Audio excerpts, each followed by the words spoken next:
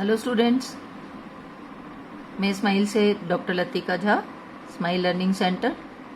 Science में lesson number 6 चल रहा था, क्लास 10। तो ऑक्सीडेशन रिडक्शन ये टॉपिक हम आज पढ़ेंगे। तो इसमें आप लोग देख सकते हैं, एक बार मैं आपके सामने पेज कर देती हूँ, उसके बाद क्योंकि ये थोड़ा समझने का टॉपिक है तो फिर आप समझ जाएंगे। तो एक बार आपके सामने एक बार ये लेसन या जो टॉपिक आज हम पढ़ रहे हैं उसको मैं आपको दिखा देती हूँ कि, और फिर हम इसकी डिटेल हम पढ़ते हैं कि ये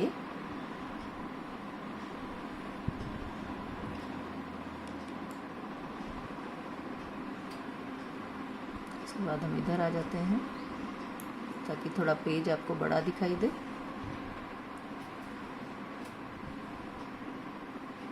ये सारी रिएक्शंस इसमें हैं और क्या क्या इनकी डेफिनेशंस होती हैं। तो एक बार मैं आपको धीरे धीरे ये लेसन दिखा देती हूँ कि थोड़ा बड़ा फॉन्ट इसमें मैंने कर रखा है, तो आप लोग इसको देखें। ठीक है, अब इसका इधर वाला जो पेज है वो देख लेते हैं।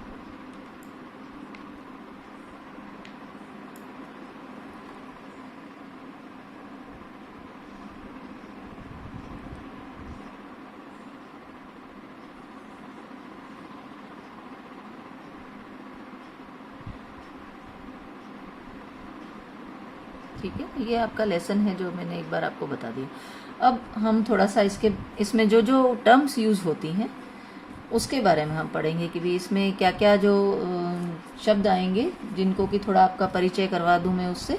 तो इसमें आप देखते हैं कि ये सबसे पहली चीज़ तो ऑक्सीकरण।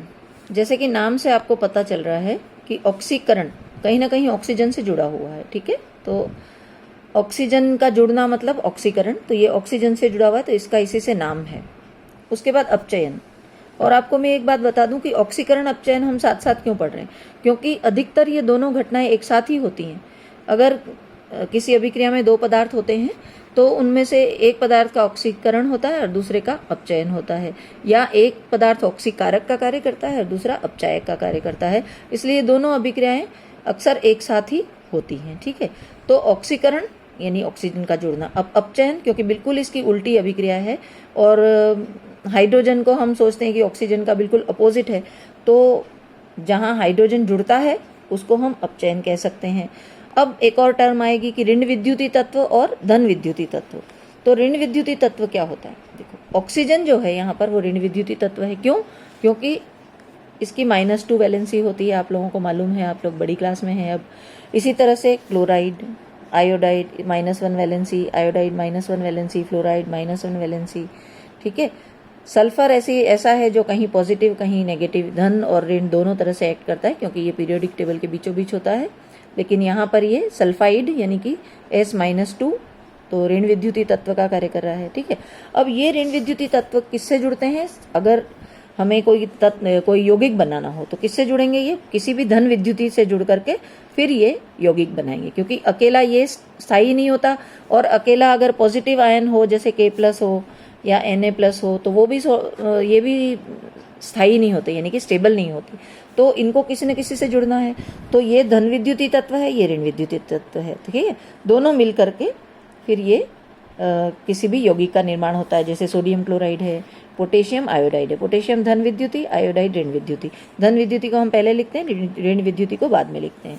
तो इसी तरह से जो ये अगर मान लीजिए हमारी एक पीरियोडिक टेबल है तो उसमें इधर वाले जो लेफ्ट साइड वाले जो तत्व हैं अक्सर वो धन विद्युती तत्व होते हैं और राइट साइड में अधिकतर ऋण विद्युती तत्व होते हैं। ठीक है, तो ये एक टर्मिनोलॉजी है जो मैंने आपको बताई। अब मैं आपको बताती हूँ कि ऑक्सीकरण अपचयन की क्या डेफिनेशंस होती हैं और हम उसको कैसे पढ़ेंगे। तो ऑक्सीकरण, अब ऑक्सीकरण क्या है, परिभाषाएं क्या हैं ऑक्सीकरण की? किसी तत्व का ऑक्सीजन से योग होकर या क्रिया करके, योग भी कह सकते हैं जुड़ना, और या क्रिया करना, अक्सर हम केमिस्ट्री में क्रिया का ही नाम लेते हैं। तो योग होकर या क्रिया करके ऑक्साइड बनाना। अब यहाँ पे एक तरह से डायरेक्ट योग हो रहा है। कैसे? क्योंकि 2 ऑक्सीजन के परमाणु हैं, O2 है, मतलब एक अणु है ऑक्सीजन का, और यहाँ पे Mg तत्व का परमाणु है, 2 परमाणु हैं Mg के, 2Mg + O2। तो ये आगे 2 लिख दिया तो ये भी 2 हो गया, ये भी 2 हो गया, दोनों पूरा मल्टीप्लाई होकर के तो 2MgO यानी क्या बन गया? मैग्नीशियम ऑक्साइड बन गया। ठीक है, और सल्फर है मान लीजिए, उसको ऑक्सीजन से क्रिया करवाई तो सल्फर डाइऑक्साइड बन गया, तो दोनों ऑक्साइड बन गए। यहाँ पे ऑक्सीजन जुड़ा हुआ नहीं था, यहाँ पे जुड़ा नहीं था, लेकिन अभिक्रिया हुई और ऑक्सीजन जुड़ गया, तो इसको हम क्या कहेंगे, ऑक्सीकरण की क्रिया कहेंगे। ठीक है, तो आपको अच्छी तरह समझ में आ गया कि किसी भी तत्व की अगर ऑक्सीजन से क्रिया होती है और ऑक्साइड बनता है अक्सर, तो उसको क्रिया को हम ऑक्सीकरण कहते हैं। ठीक है, अब ऑक्सीकरण की जस्ट विपरीत क्रिया क्या होती है, अपचयन। तो इसका विपरीत यानी किसी यौगिक में से ऑक्सीजन का निकलना। ठीक है, अगर किसी यौगिक में से ऑक्सीजन निकल जाए तो वो क्या होगा, अपचयन। क्योंकि यदि जुड़ना ऑक्सीकरण है तो निकलना अपचयन, क्योंकि ये दोनों एक दूसरे की बिल्कुल विपरीत क्रियाएं हैं। ठीक है, दोनों की डेफिनेशंस एक दूसरे से बिल्कुल विपरीत होती हैं। तो यहाँ कैसे ऑक्सीजन निकल रही है देखिए आप, ये तो ऑक्सीजन का बनाने का प्रोसेस ही होता है अपचयन का। 2KClO3 पोटेशियम क्लोरेट, ये क्लोरेट आयन है और ये पॉजिटिव पोटेशियम आयन है, तो पोटेशियम क्लोरेट है ये यौगिक का नाम, पोटेशियम क्लोरेट। और 2KCl + 3O2, देखिए आप पोटेशियम क्लोराइड बन रहा है और 3 मॉलिक्यूल ऑक्सीजन के निकल रहे हैं यहाँ पर। ठीक है, तो ऑक्सीजन यहाँ से जुड़ने की बजाय क्या हुई, बाहर निकल गई। ठीक है, यहाँ पे ऑक्सीजन 3 ऑक्सीजन है, लेकिन ये बाहर निकल गई, अलग हो गई इससे, तो इसका क्या हो गया, अपचयन हो गया। किसमें, पोटेशियम क्लोराइड में, पोटेशियम क्लोरेट का पोटेशियम क्लोराइड में अपचयन हो गया और ऑक्सीजन का इसमें से निष्कासन हो गया। तो ये कौन सी क्रिया हो गई, अपचयन की क्रिया हो गई। ठीक है, और इसी तरह से जैसे मैग्नीशियम ऑक्साइड है, इसको भी गर्म करेंगे तो Mg अलग रह जाएगा और ऑक्सीजन निकल जाएगी।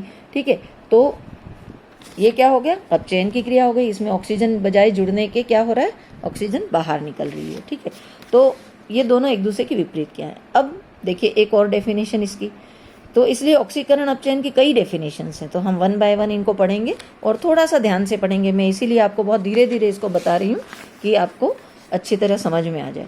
दूसरी डेफिनेशन क्या होगी, देखो अब ऑक्सीजन क्या है, ऋण विद्युतीय तत्व है। ठीक है, उसका जुड़ना ऑक्सीकरण है, उसका निकलना अपचयन है। अब धन विद्युतीय तत्व कौन सा हो गया, हाइड्रोजन। ठीक है, हाइड्रोजन H+ के रूप में मिलता है अक्सर, तो हाइड्रोजन एक धन विद्युतीय तत्व है। तो हाइड्रोजन का निकलना या हाइड्रोजन का वियोजन, वो भी ऑक्सीकरण हो गया, क्योंकि ऑक्सीजन का जस्ट अपोजिट हम किसको मानते हैं, हाइड्रोजन को। तो ऑक्सीजन का जुड़ना यदि ऑक्सीकरण है तो हाइड्रोजन का निकलना भी ऑक्सीकरण है। वह हाइड्रोजन से योग क्या हो जाएगा, अपचयन, यानी कि हाइड्रोजन तत्व जो है वो ऑक्सीजन का बिल्कुल अपोजिट मानते हैं, यानी धन विद्युतीय है। तो धन विद्युतीय तत्व का निकलना या हाइड्रोजन से वियोजन, ये भी ऑक्सीकरण कहलाएगा, क्योंकि ये ऑक्सीजन के जुड़ने की जस्ट अपोजिट क्रिया हुई। ठीक है, तो ये हो गया ऑक्सीकरण, और हाइड्रोजन का योग क्या हो जाएगा, अपचयन। हाइड्रोजन का जुड़ना अपचयन हो जाएगा, तो हाइड्रोजन का निकलना क्या हो जाएगा, ऑक्सीकरण हो जाएगा। इस चीज को आप समझें अच्छी तरह से, जैसे कि ये हाइड्रोजन सल्फाइड गैस H2S, इसकी ऑक्सीजन से क्रिया करवाई तो ये क्या बन गया, 2H2O, जल के 2 अणु बन गए, सल्फर यहाँ से रिप्लेस हो गया और 2S। तो सल्फर यहाँ पर क्या है, नेगेटिव, यानी कि ऑक्सीजन जैसा है। सल्फर यहाँ पर देखिए नेगेटिव साइड है, तो ऋण विद्युतीय तत्व है, ये धन विद्युतीय तत्व है। तो ऋण विद्युतीय तत्व का अलग होना, ठीक है, तो H2S में से क्या निकल गई, हाइड्रोजन निकल गई।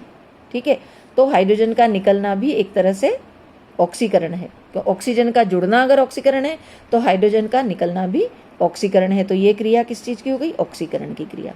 ठीक है, और यहाँ पर देखिए सल्फर की जगह ऑक्सीजन आ गया, तो इसका इसमें ऑक्सीकरण हो गया, क्योंकि ये जो नेगेटिव हाइड्रोजन इसमें से अलग हो गया, दूर हो गया। ठीक है, और इसका ऑक्सीकरण हो गया, क्योंकि इसमें ऑक्सीजन जुड़ गया है यहाँ पर। ठीक है, अब यहाँ पर आ गया एक और इसी तरह की का एग्जाम्पल है, एल्कोहल है CH3CH2OH, ये क्या है, इथेनॉल। इसमें कितना हाइड्रोजन, 6 हाइड्रोजन। अगर इसका ऑक्सीकरण हम करते हैं, ऑक्सीजन से क्रिया करवाते हैं, तो ये इथेनल यानी कि एसेटल्डिहाइड